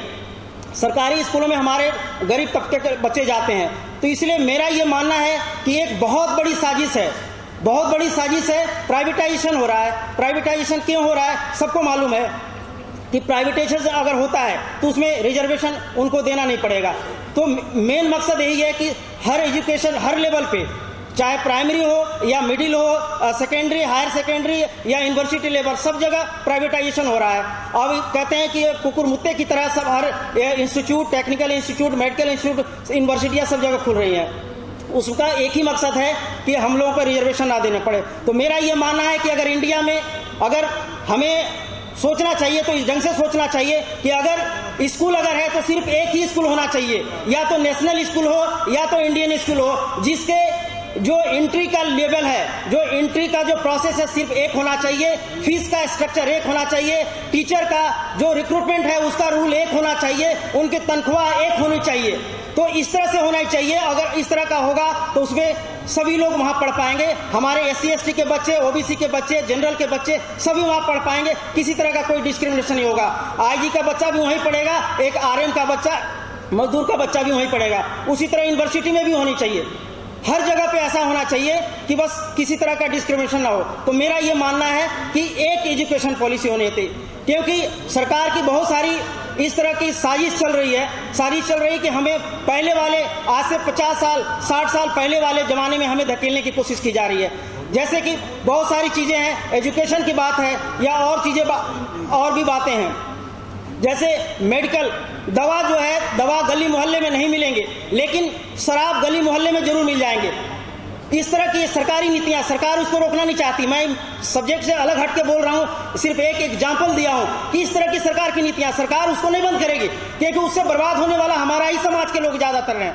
SC ST OBC माइनॉरिटी के लोग ज्यादा बर्बाद होने वाले हैं।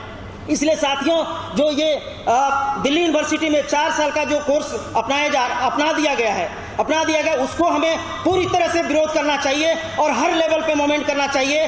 BSNL की तरफ से हम साहब को आश्वासन दे रहे हैं, और जैसे कि हर प्रोग्राम में हम इनके साथ चल रहे हैं, आगे भी हम हर तरह से इनको सहयोग करने को तैयार हैं। BSNL के हमारे लोग हर एक स्टेट में वहाँ के जो हमारा कॉन्फेडरेशन है उसके साथ एसोसिएटेड हैं, लेकिन फिर भी मैं यहाँ सेंट्रल लेवल पे मैं पूरा भरोसा साहब को देता हूँ कि साहब, मैं आपके जो उम्मीद है उस पर मैं खरा उतरूंगा।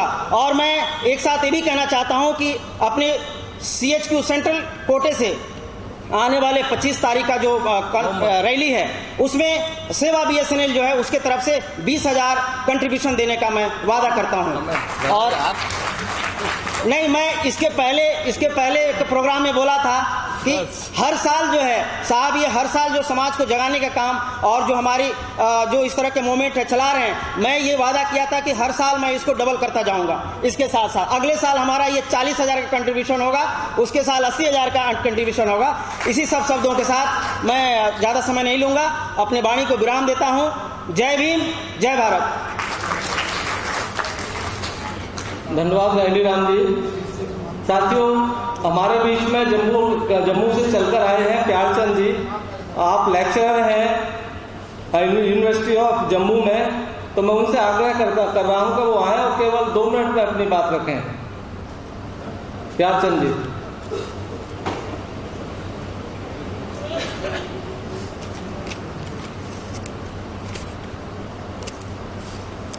माननीय डॉक्टर उदित राज जी, यहाँ पर मंच पे बैठे हुए सदस्य और यहाँ पे आए हुए सभी बुद्धिजीवी। मैं जम्मू कश्मीर से आया हूँ। मैं जम्मू कश्मीर उस इलाके से बिलोंग करता हूँ जो कि सबसे रिमोट यानी डोडा डिस्ट्रिक्ट पहाड़ी इलाका है, वहाँ से बिलोंग करता हूँ। मैंने MSc बायोटेक्नोलॉजी में जम्मू से की हुई है। जैसा यहाँ हो रहा है उससे भी हमारी बदतर हालत है हमारे JNK में।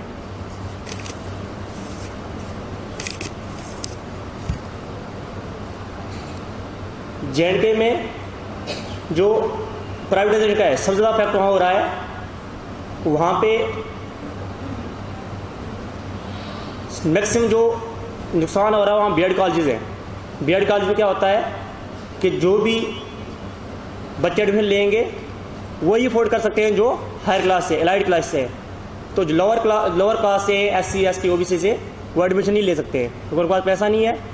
तो एक तरीके से उनको वहाँ से रुकावट हो रही है एडमिशन लेने में। दूसरा, अभी एक वहाँ पे न्यू रिक्रूटमेंट पॉलिसी चली है, उसमें क्या हो रहा है 13 और 14 तारीख को एक टेस्ट हो रहा है।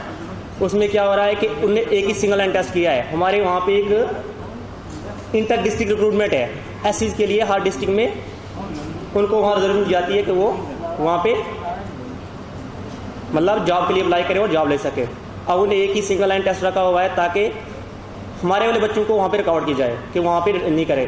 तो हमारे जो प्रेसिडेंट है आजकल सोत्रा ने, उन्होंने भी वो बात रखी हुई है ताकि एक अगर आप सिंगल टेस्ट ले रहे हो तो उन्हें बच्चों का सिंगल टेस्ट से हर जो मेरिट है वहाँ पे हर डिस्ट्रिक्ट में भेजा जाए।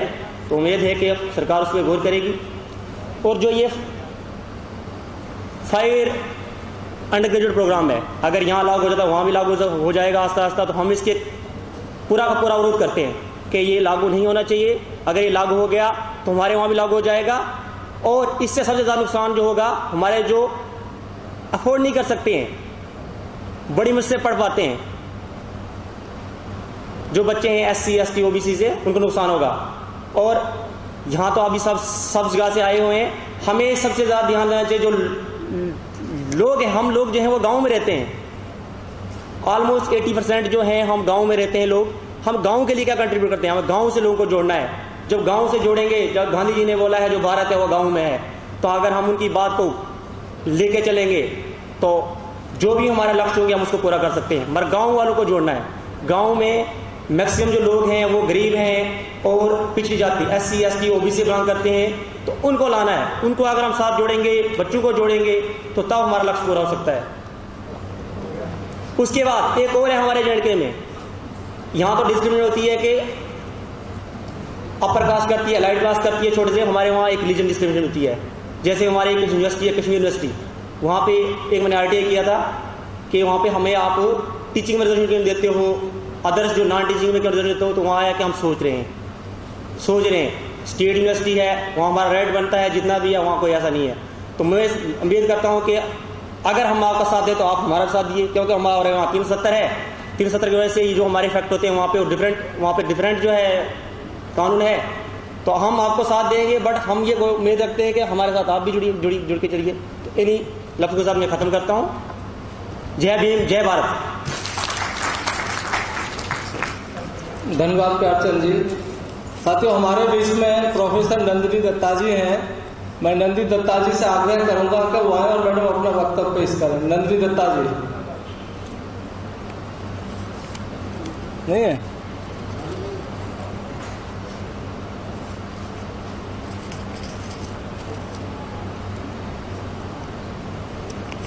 शायद नंदिनी दत्ता जी नहीं है अभी इस टाइम। उनका तो हो गया ना। और मैं नंदिता नारायण जी से रिक्वेस्ट करूंगा कि मैडम आए और अपना स्थान ग्रहण करें। साथियों, हमारे बीच में टेक्निकल एजुकेशन से बड़े ही जुझारू साथी हैं दिलबाग जी, जो पर्सन के कारवा में उदित राज जी के और उनकी टीम के साथ कंधे से कंधा लगाकर हमेशा काम करते हैं। तो वो कुछ बताएंगे कि उनके यहाँ क्या समस्याएं हैं और ये लिंक करेगी इसी मुद्दे को जो DU में हुआ है। तो दिलबाग जी आए और अपनी बात को रखें। जय भीम, नमः बुद्धा। आदरणीय उदित राज जी, मंच पर बैठे सभी गणमान्य व्यक्ति और सामने बैठे हुए सभी मेरे साथी, जैसे कि दिल्ली यूनिवर्सिटी के अंदर अभी बताया गया है कि सेमेस्टर सिस्टम लागू हो गया है और ये हम सबके लिए हानिकारक है। इसी तरह से मैं भी technical training and technical education Delhi से बिलोंग करता हूँ। हमारे यहाँ भी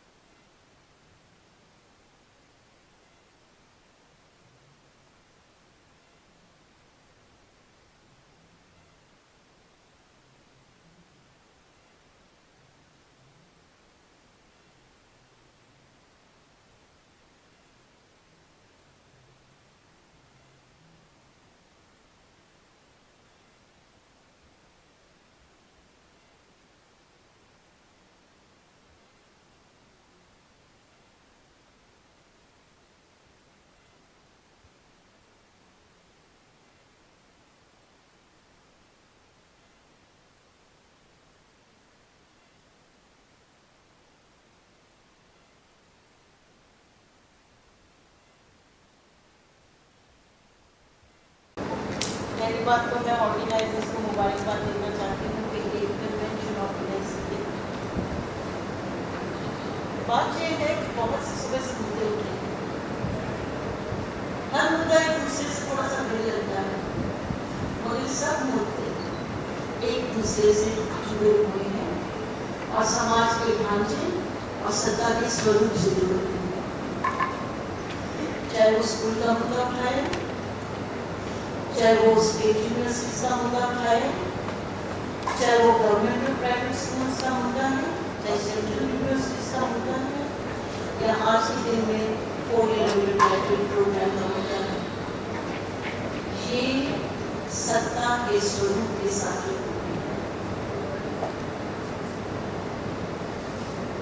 एजुकेशन, चाहे प्राइमरी, चाहे हायर, चाहे स्कूल एजुकेशन, हायर एजुकेशन, सबके थोड़े थोड़े अलग फंक्शंस हैं और सबके मिले जुले फंक्शंस हैं। हायर एजुकेशन का काम देश में जो ज्ञान होता है उसका वितरण करना होता है, डिसेमिनेशन ऑफ नॉलेज, और ज्ञान को बढ़ाना होता है, प्रोडक्शन ऑफ नॉलेज।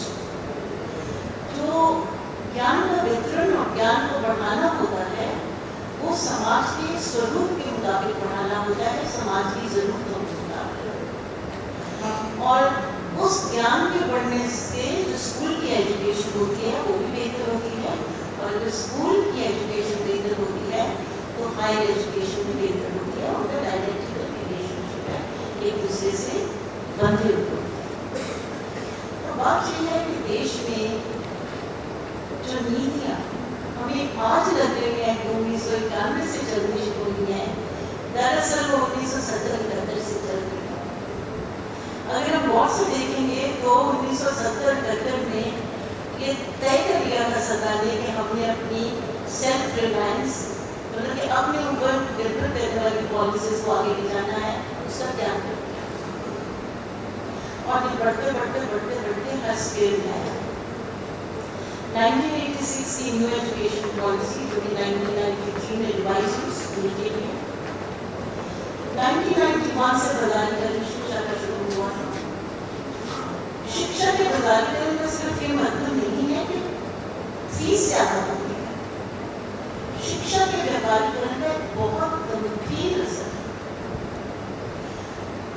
ये अलग बात है कि शिक्षा का बदलाव होने से प्रॉफिट बनाना शुरू करते हैं।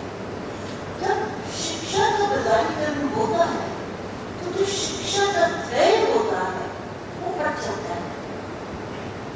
शिक्षा का ध्येय समाज के लॉन्ग टर्म इंटरेस्ट के लिए ज्ञान पैदा करना होता है और उसका वितरण करना होता है।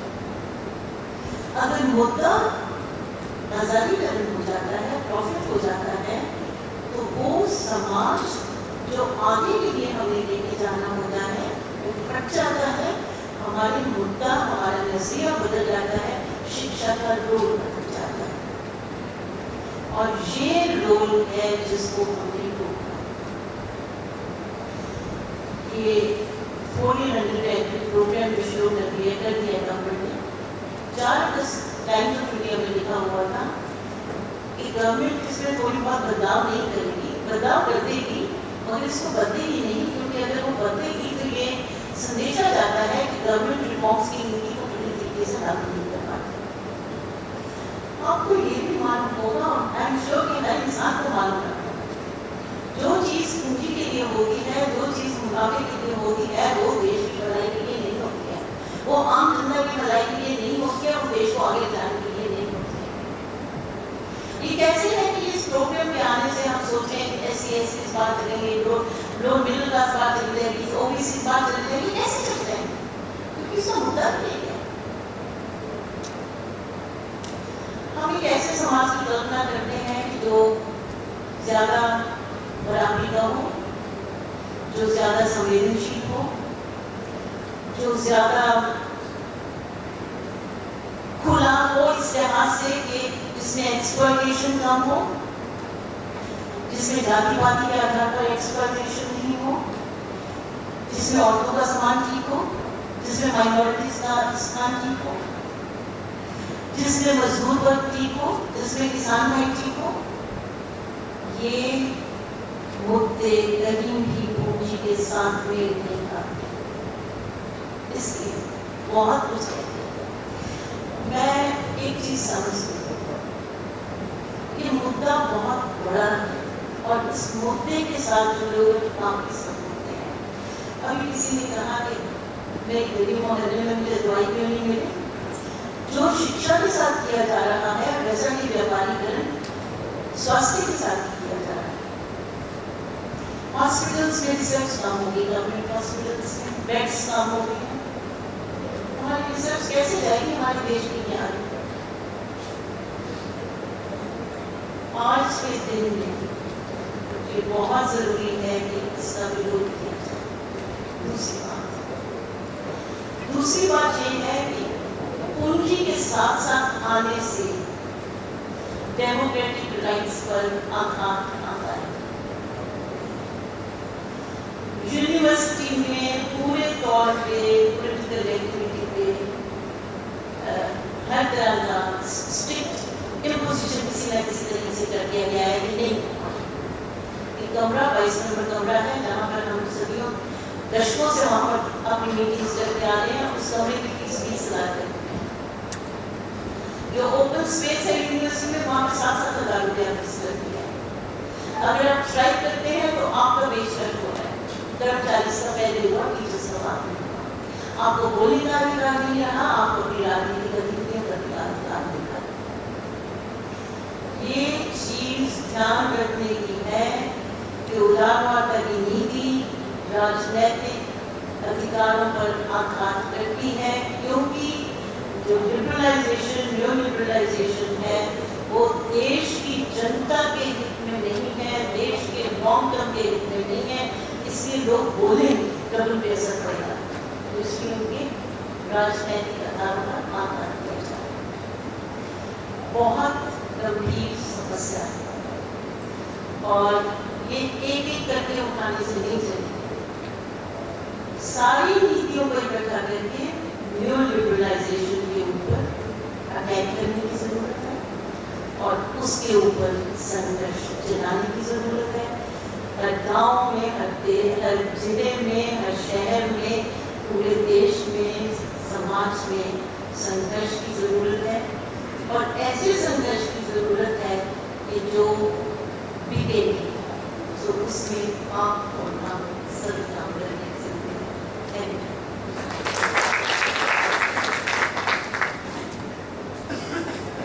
हमारे बीच जाने माने सोशल साइंटिस्ट योगेंद्र यादव जी भी आए हैं।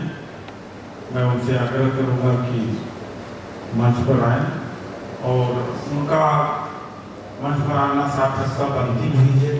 यहाँ पर उपस्थिति भी उनकी सार्थक है, इसलिए कि आजकल यूजीसी शिक्षा के क्षेत्र में शिक्षा के क्षेत्र से संबंधित मामले में भी अब विवाद चल रहा है और पर्चे के मोहताज नहीं है, इतना पर्चे हमने करा दिया और वैसी जरूरत तो है नहीं। साथियों, प्रोग्राम को आगे बढ़ाते हुए हमारे बीच में प्रोफेसर डीएम चौधरी जी हैं, जो ये हेड ऑफ द डिपार्टमेंट है प्राकृतिक भाषा के एसडी जैन कॉलेज आरा बिहार से चलकर आए हैं। तो मैं चौधरी साहब से निवेदन करूंगा कि वो आए अपनी बात को रखें।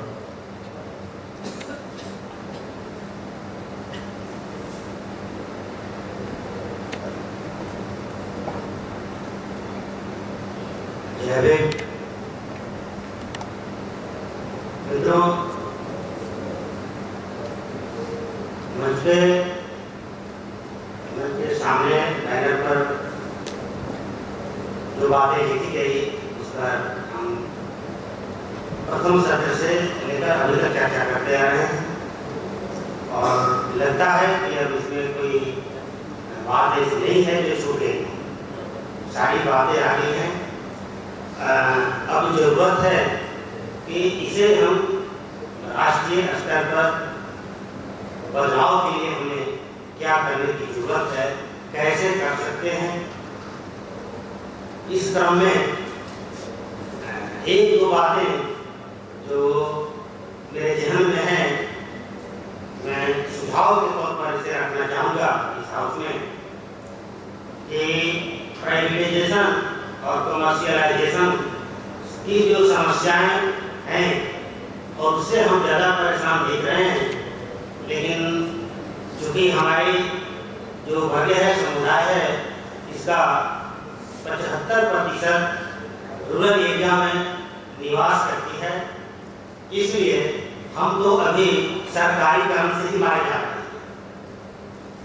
जो बात की बात है, अभी जो इसकी बात समझ में बाद में आती है हमारे क्षेत्र के, हमारे गांव के लोगों की। इसमें मैं दो बातें मुख्य रूप से बताना चाहूँगा कि सबसे पहले ये तय कर लेना होगा कि यह देश का जो नाम है, इसकी सार्थकता क्या है। हम इंडिया में हैं कि भारत में? मेरा मानना है कि हमारे जो समुदाय है, हमारा जो वर्ग है, जो अभिवंचित वर्ग है, वो आज भी भारत में है, इंडिया में नहीं है। इंडिया के नहीं स्कूल में पढ़ता है, नहीं इंडिया के समाज में बिलोंग करता है, नहीं इंडिया के कल्चर से हम सेट हुए। इसलिए मैं ये कह रहा हूँ कि जो स्कूलिंग जो है सिस्टम है, जो भारत में बनी थी, और जो CBSE बोर्ड और कॉन्वेंट स्कूल जो आए हैं, ये इंडिया के कल्चर में इंडियन लोगों के लिए बना। इसलिए हम भारत के लोग भारत के लिए लड़े या इंडिया के लिए लड़े, हम कहते हैं, ये तय करना हमारा एक सुझाव है। मैं इस यूनिवर्सिटी से हटकर एक बात और ले जाऊंगा कि हमारे देश में एक बहुत बड़े षड्यंत्र के साथ, बहुत बड़ा साजिश के साथ मिड डे मील जारी किया गया है, और बिहार में मैंने इस पर 2 बार 3 बार चर्चा मैं कर चुका हूं कि मिड डे मील आखिर आया कैसे, इसकी सोच कैसे बनी। इस देश के राजनेता और ब्यूरोक्रेट्स बैठ कर तय करते हैं पार्लियामेंट में, और ये देश जानता है, ये पूरे जो शिक्षित समाज को जानता है। आपको याद होगा मित्रों कि मिड डे मील जब लागू किया गया था तो पहले चरण में ये 1 से 5 वर्ष तक लागू किया गया था, और यहाँ के लोगों को समझ थे कि हमारे सरकारी विद्यालयों में जो बच्चे पढ़ते हैं 1 से 5 तक उनमें जो टैलेंसी आती है उसको रोक दिया जाए, खिचड़ी खिला करके उन्हें रोक दिया जाए, क्योंकि 70-80% बच्चे हमारे गांव के उस विद्यालय में पढ़ते हैं। किसी अफसर के बच्चे उस विद्यालय में नहीं पढ़ते, किसी राजनेता के बच्चे उस विद्यालय में नहीं पढ़ते। लेकिन 2.5 वर्षों के बाद इस पर पुनः मंथन होती है, और राजनेता और ब्यूरोक्रेट भी बैठते हैं और इस पर तय करते हैं कि 1 से 5 तक नहीं, 1 से 8 तक टैलेंसी बनती है, और 1 से 8 तक जो बच्चे स्कूल में पढ़ते हैं उनकी दिशा तय होती है कि उस एरिया में जा सकते हैं, और ये मिड डे मील को 1 से 8 तक ले गया है, और हमारी टैलेंसी को रोकने का वह प्रयास है, और ये लोकसभा पार्लियामेंट से ये तय है ब्यूरोक्रेट्स और राजनेताओं के लिए। हम आप बैठकर ये हाथ उठा करके गवाही दे सकते हैं कि क्या पूरे भारत में किसी राष्ट्र में, राज्य में, किसी जिले में कहीं भुखमरी है? कहीं भुखमरी नहीं है। फिर हमारे बच्चों को खिचड़ी खिलाने के लिए और उनके बस्ते और झोरों में प्लेट ले जाने के लिए क्यों मजबूर किया जा रहा है? हमें शिक्षा चाहिए, न कि हम खिचड़ी बनाने और खाने के लिए उन्हें पूरे पीरियड खिचड़ी बनने से पहले उनको झाँकते फिरते देखा जाता है स्कूलों में बन गया है तो पहले, और खाना खा के घर चले जाते हैं पढ़ाई की।